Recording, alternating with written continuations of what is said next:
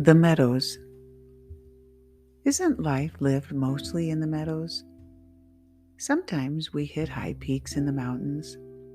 Sometimes we're in a blue valley. But most of the time, life is lived on a pretty even keel for me now. It's hard to be ordinary, isn't it? It's hard to live in constant pain, and it's hard to live in the plains of life. When you live with chronic abuse, you get addicted to the highs of the chaos.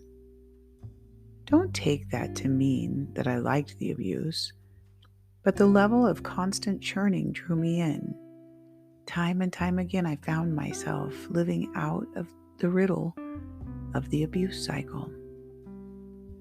Now that I'm much farther down the road, I find myself drawn to peace. That's what I call living in the meadows. There isn't a lot of chaos anymore. There is self-discipline and balance, and I find that hard sometimes, maybe even a bit boring. Seems odd, doesn't it?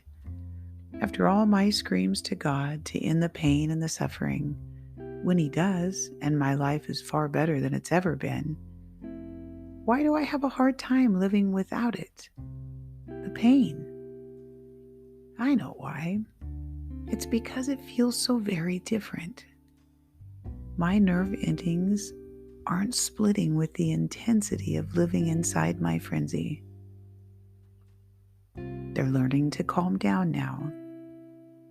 My days aren't lived out running away from something. They're more intentional now.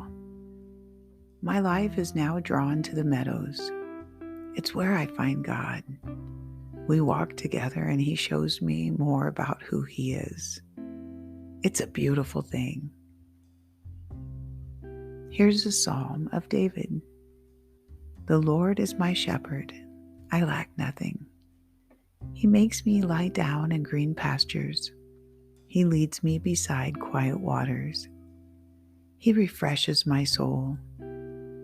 He guides me along the right paths for His name's sake. Even though I walk through the darkest valley, I will fear no evil, for You are with me. Your rod and Your staff, they comfort me. You prepare a table before me in the presence of my enemies. You anoint my head with oil. My cup overflows.